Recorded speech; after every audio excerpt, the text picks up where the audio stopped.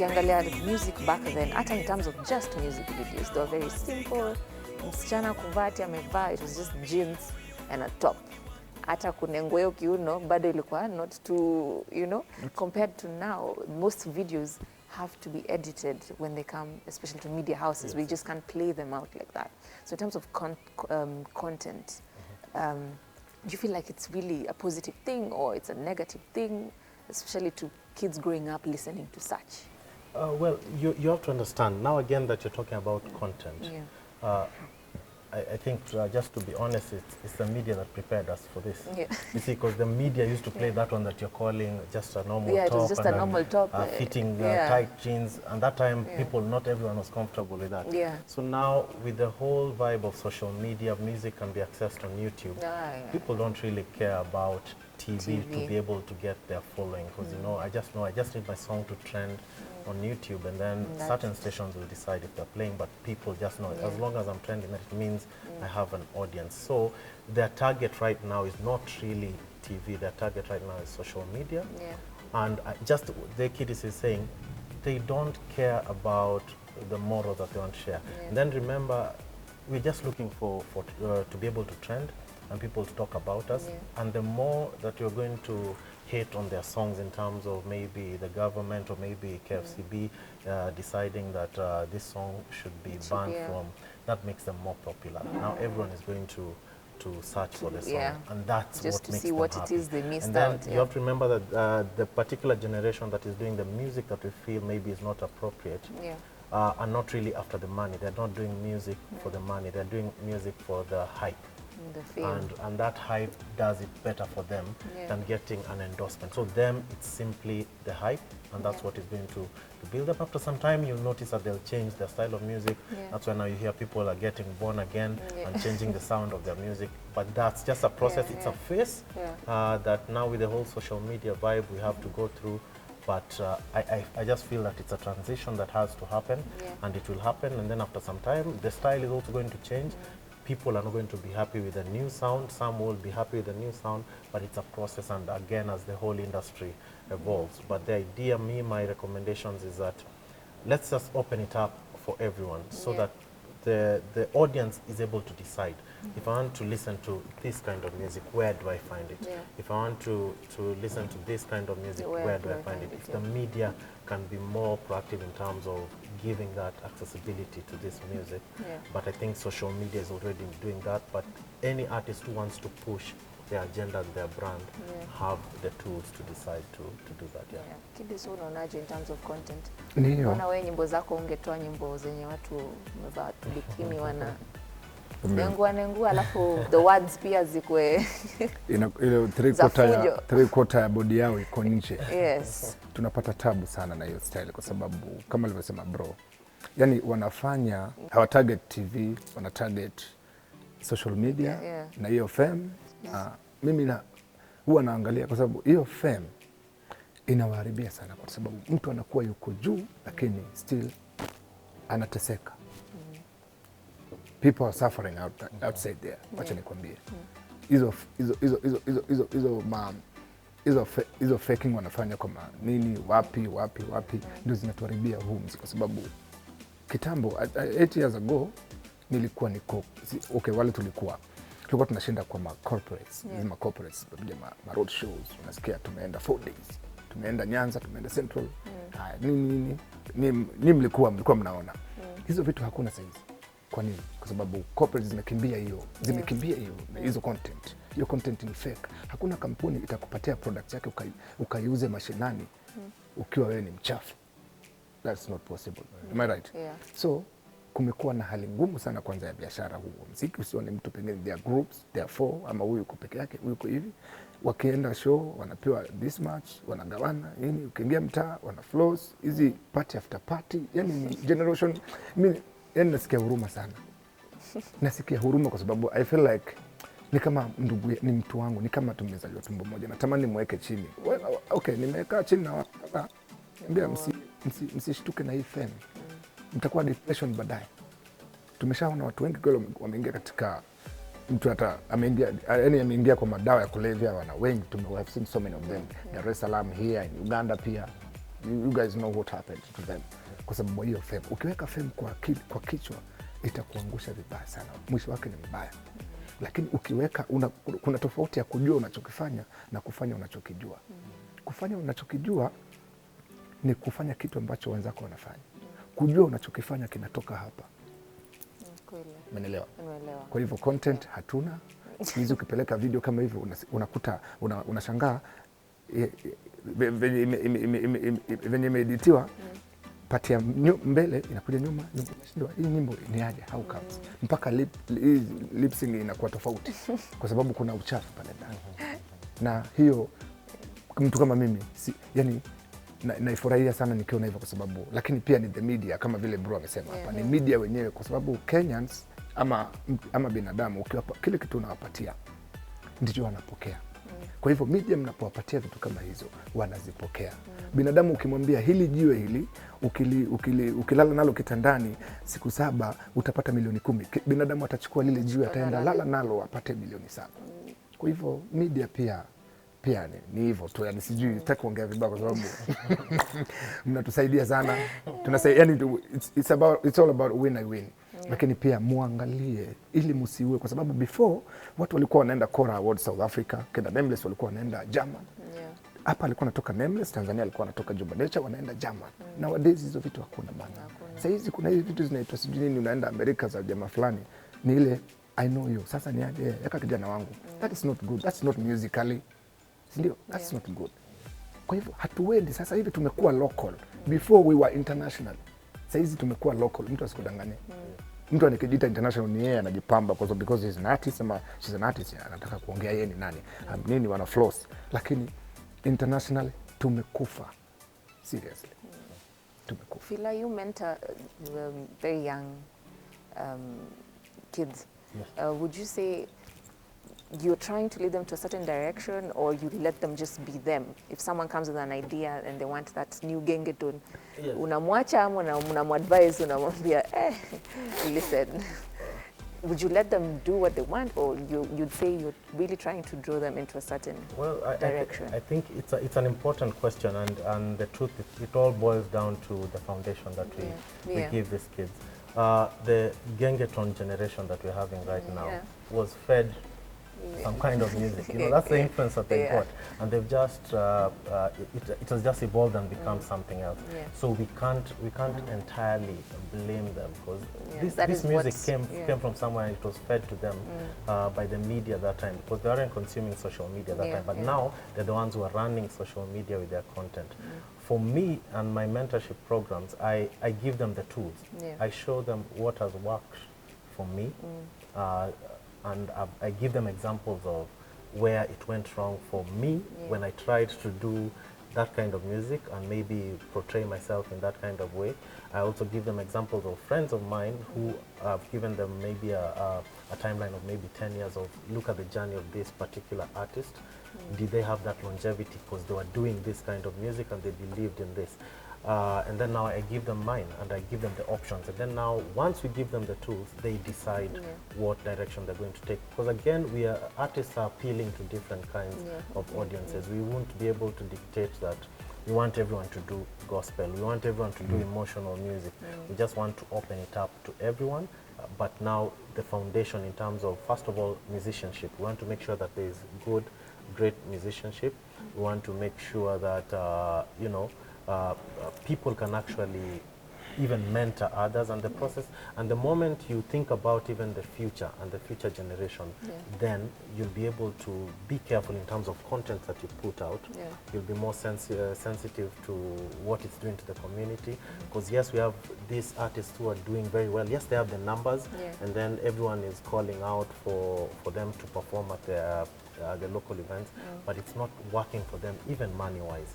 Maybe one product, one brand will just want to use them in a particular thing, but really for them, it's not sustainable financially. So those are the things that we put out to them for them now to be able to make a decision going forward. And in terms of music, for instance, Kenya and let's say Tanzania, even someone just like Diamond will sing a song. It will sound like a very nice emotional song until you listen to the words, and then I'd say it's similar to what also Kenyans are singing now. It's also dirty music. But what do you think they're doing differently for people not to notice and still actually promote them as opposed to our very own when it comes to such music? Because the songs are very dirty. Yeah.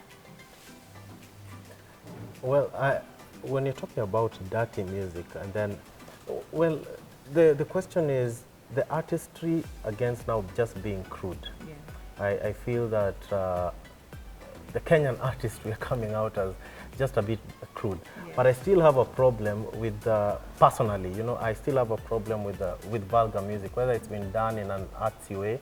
Yeah. I still think vulgar music is vulgar music. But what we need to do is be able to, it's a question of morals. Are you listening to music, or are you doing music to, are you going to take the approach of trying to be a mentor? There are people who just want to consume music for entertainment. You're not going to play a gospel song in a club. There are people who are still going to go to clubs. Yeah. So I think arguing about music in terms of morals, I don't think is going to be fair, because I think we still have a big population that wants to consume different styles of music and for different reasons. So if it's not for you, my campaign is for make all styles of music accessible to all people. Okay. You know, and particularly now if you're in a stakeholder's position like the media, make sure that music is accessible. The shows that you have are able to give a platform to all these styles. If it's entertainment shows, why can't we have a gospel entertainment show? And even if it's gospel, it's not just one particular style. If it's secular music, like for example, one of the problems that I've noticed now with, in terms of accessibility for music that can be able to guarantee that we have a solid foundation music-wise, is particularly kids. Kids don't have enough shows that are going to entertain them enough, you see, particularly in the area of music. And that's why they end up consuming the adult pop music. And then now when they get to that age where they have the gift of music and they want to release music, they feel that they have to use all these curse words. They feel that you have to have half-nude girls on your videos. But again, my point is that let's not look at it mainly just morally, because there are people who still, and it has always been done, there have always been videos that have an audience that we consider dirty, but let's just make sure that all genres and all types of music are accessible. Yeah. But in terms of, let's say, even music paying off, do you feel like the music industry has evolved in terms of kulipwa? You had earlier said ilikuwa ina pesa. Sahi, would you say imefika, like we've grown in terms of supporting music and it paying off, like actually earning something out of it? Okay, I think sijui kwa ambao wako kwa limelight saizi, kwa sababu what I heard is that kila mtu ana stage yake. Unajua kila mtu ana stage yake. I am Kiddies, mimi ni stage yangu ni hivi, hizo terms and conditions hivi na hivi. Lakini hizo vitu hakuna, because last year ilikuwa niende kazi mahali Nyeri, alafu mimi kama Kiddies nikaitisha pop-up kadhaa, mwingine akaitisha times 3 yenye nimeitisha. What happened? The guy went there and then haiku happen the way they expected, unaona. Kilichotokea sasa zaidi ni wale wenye hoteli wakasema hatutaki mambo ya music tena. You see what happened? Yani mtu yani wanaharibu, I think wanaharibu yani maisha ya baadaye ama whatever. Mtu akienda mahali ana spoil kila kitu cha mwingine, hata wa nyuma angekuja aendelee hivyo. So malipo yapo, na nasikia kuhusu mambo ya views kwa hizo social media zao, lakini bado tena nimesikia wananunua. Sasa I don't know which is which, kwa sababu nashindwa. Unaweza ona mtu akona views mingi sana, alafu ukaona maybe amelipwa vizuri na hiyo platform, lakini hakuna, there is nothing. Umeelewa? There is nothing. Haya, ukienda mahali maybe upigiwe simu, nataka kuja Kisumu kama today, yani vitu kama hivyo. Nimepokea simu pia nikasema I want this much, nikaambiwa hapana, bana si fulani alikuwa hapa, wewe bana utaka, you see something like that. Hiyo ndio ilinifanya nitoke hata kule nilikuwa kitambo, kwa sababu unajaribu kujenga, when you're trying to build something, wengine wanabomoa, unaweka foundation, wengine wanabomoa. Kwa hivyo kila mtu, siwezi sema inalipa ama hailipi, kwa sababu kila mtu anakula kutokana na urefu wa kamba yake. That's it. Lakini mimi narudia tena tu, watu wanaumia. That's Kwa hivyo bado ukikuja to paying off, we're still not there. we're still not there. We're still not there. Because mtu ana flows and need showing off, lakini still suffering. Pesa hakuna. Hakuna bana. Well, I think that the money is there. It's just a question of how he's talking about performance in terms of making money from performances. Performances. From performances, I think it always depends what the brands, because most events are organized by particular brands and who's pushing that brand. You see, so if it's, for example, KTN is a corporate that is going to be pushing a particular show, they will call the artists that they feel, okay, these are the artists who are most sought after, and they're going to call on that. But now in terms, but there are so many other avenues of making money. There are so many other avenues of making money. So now, the music business has a lot of money. So now there's a question of ads. No one ever thinks about some of these things. It's the artist who's going to be called. Kidis is going to be called to voice a certain ad. So, but Kidis is not going to be called by the brand. Kidis is going to be called by the agent. So the agent takes a bigger share of whatever they've quoted, and they give him his money, and maybe his son was composed the song, but the agent, the agreement is between the agent. Again, it's business, so it's up to that. But now, I think that fairness is what is not there. But in terms of the music making money, it really is making money. It's just the different avenues. The songwriters, again, the agreements between the artists and the songwriters, again, that hasn't been very established in Kenya. And all these people have to be making money through, if it's airplay, again, we're going to talk about copyright. So the money is there, it's going to someone, but it's not getting to the artist. Direct to the artist. Okay. And what of opportunity? Would you say opportunities now are there for someone to become an artist as compared to Kitambo, or is it still the same? Like before, if you wanted to be an artist, what did it take for you to go get us into a studio, write your song, sing, and for it to be played compared to now? Or compared to sai, is it sai ni rahisi? Sai ni rahisi kwenda tu studio, nitoe nyimbo, ni shoot music video, nirushe hewani. Kama Kitambo ilikuwa kama Kitambo. I think siji bro aliongea hiyo story ya clarity hizo mambo. Yeah, ndo nasema it's what has happened. We are living in that generation where music has also become a hobby. So when music has become a hobby, it means that it's cool. It's the same way like everyone can access a good camera on their phone with high resolution. So it means you can actually take professional photos even though you're not a photographer. So the same thing goes for music. The equipment is more accessible, so it's easy to put your song together. But now the question of the tools in terms of the artistry behind it to create the music, that is where now the difference comes. But it's more accessible to put out music, but now I think just the foundation and the skills to be able to produce the music well and also direct the videos well, that is what I think needs, that education and that mentorship is what needs to be passed on. In the past, it was only professionals who are doing this, but we can't really blame anyone who's doing music. It's because now we're living in this whole multimedia age where now everyone can be able to just give their opinions in terms of pictures, videos, and music. Maybe we could quickly just advise our viewers out there, especially the young ones, or someone who's just trying to get into music now in this day and era.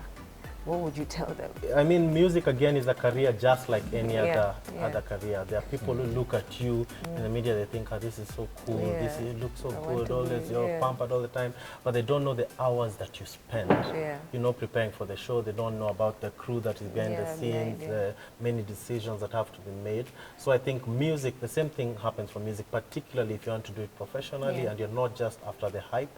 I think if you want a long career, one of success, and you keep getting better and better, just be able to put in the time. Just look at yourself the same way you used to put in time when it came to your exams. If you wanted to do well in any other thing, you'll still have to put in the time in the music. That's the advice I'd give. Kidis, tuambia nini watu wako nje? Hivyo tu. Mimi vitu viwili tu. Kwanza, first of all, be yourself. Don't try to be kiddies. To be like kiddies, to be like someone from abroad maybe. Just be yourself. Tunataka kusikia vitu vipya kila siku. Just want to listen to new things. Ile ukisikia kitu unakuwa ni mpya peke yako, watu wote watakusikiliza. na discipline. Hii kazi ni ngumu. Kazi inataka discipline, heshima. Yani unajiheshimu na unasikiliza watu hivyo, discipline mbele. Na Mungu pia utakuwa someone. Na we don't just jump into something like you want to do music because kid is doing it ama nini. Utafail, you will fail. Take your time. Kuna mtu ameniuliza asubuhi leo nikampatia hiyo nani akanitoroka. So usitoroke. Usitoroke, be yourself, discipline, Mungu mbele, get to know people. Do not judge, assume. Get to know people. That's it. Asante sana. Your social media handles, if people want to get in touch with you to hear your music. Fila Tuju on Twitter, Fila Tuju on Facebook, and yeah, Fila Tuju on Instagram. Thank you. It is? Mimi siwataki kwa Instagram, siwataki wapi. Mimi nawataka kwa YouTube. Go to YouTube, Kiddies Kenya, subscribe pale. Content yote ninaweka utapata. Sitaki maswali ya Kiddies umenyamaza. Sijanyamaza mimi. Wewe ndio umenyamaza kwa sababu you don't know what is going on nowadays. Enda kwa YouTube, Kiddies Kenya. Please subscribe. Na ubofye hiyo kengele, so nikiweka unapata notification. That's it. Asante sana. I'm sure guys at home you've gotten a lot of insight in this music industry. I've personally learned a lot of things that I had no idea from when music started up to now. Thank you so much for being with us and tuning in. Remember the hashtag is KTN Life and Style. Let's find out what Catherine Mwangi has in store for us. Thanks, Mugure. You can actually turn to look at me. Yeah, I'm right behind you. That was a great conversation you had. Love it, love it, love it. The kuogopa Mungu, the discipline, the be yourself. Do not sing my music, sing let's see your things. Na hataki kuwaona Instagram, sijui na Twitter na Facebook. Anataka mumtafute YouTube, okay? Love it. Thank you for that conversation. On our end, after the break, we talk about empowering families in 2020 and this new decade. Is your family in order? We'll find out after the break.